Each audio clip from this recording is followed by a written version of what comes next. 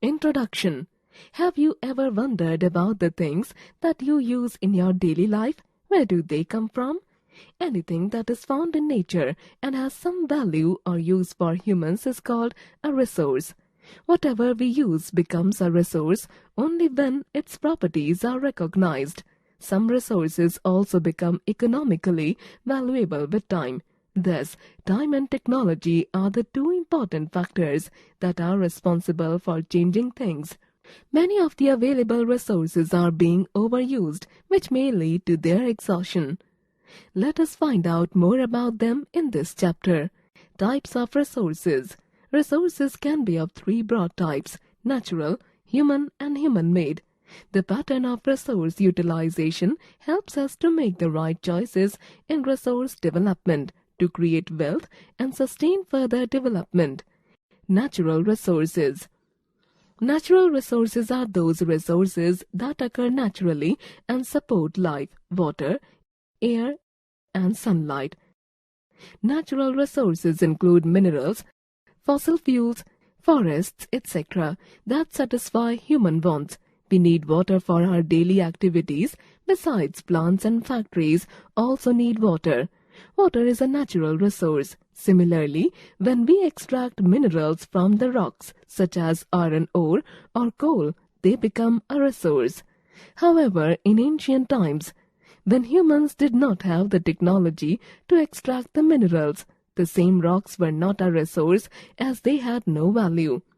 Some natural resources that can be immediately utilized are air, water, fish, fresh fruits, and vegetables. Other resources have to be processed to make them useful to man.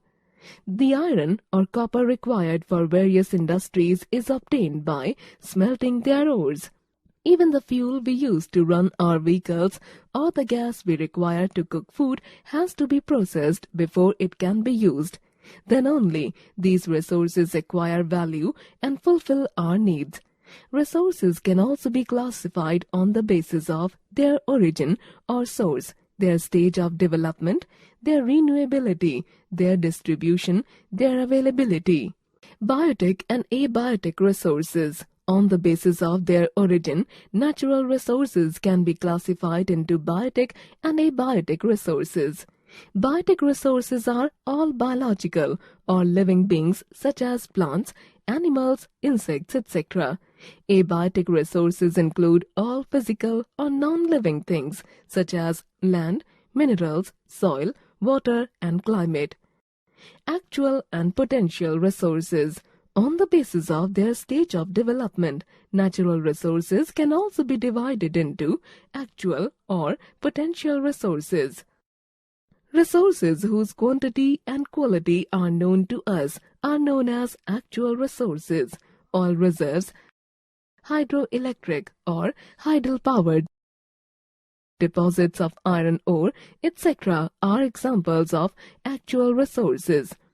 Potential resources, on the other hand, are those resources that are known to exist but have not been used as yet. Waterfalls, wind and solar energy are potential resources. Windmills spread along the Indian coastline have potential for greater development. Biofuel as an alternative fuel is another potential resource. Renewable and non-renewable resources. On the basis of their renewability, natural resources can be categorized into renewable and non-renewable resources. Soil, water, and forests that can be renewed or replenished quickly are called renewable resources. On the other hand, resources like iron ore, gold, petroleum, coal, etc. that are depleted and cannot develop quickly are known as non-renewable resources. These may take millions of years to form. Continuous resources. Based on their availability, natural resources can be continuous. Such resources are always available and do not rely on human action. Solar energy and tidal energy are examples of continuous resources. Conservation of resources. Why is conservation such an important issue today?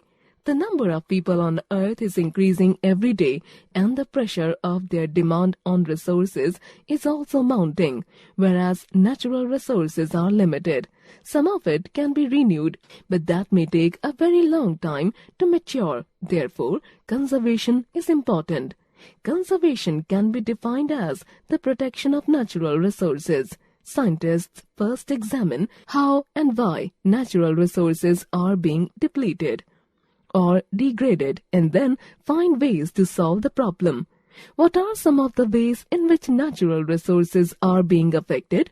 Human activities have been identified as one of the primary causes.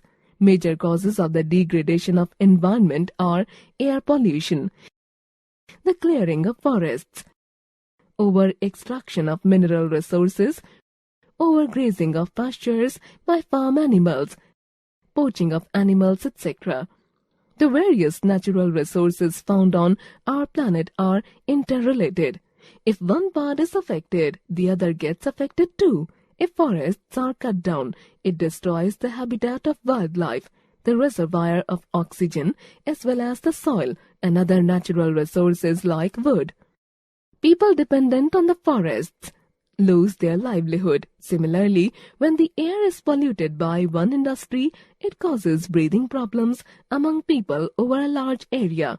This can also lead to respiratory diseases among them.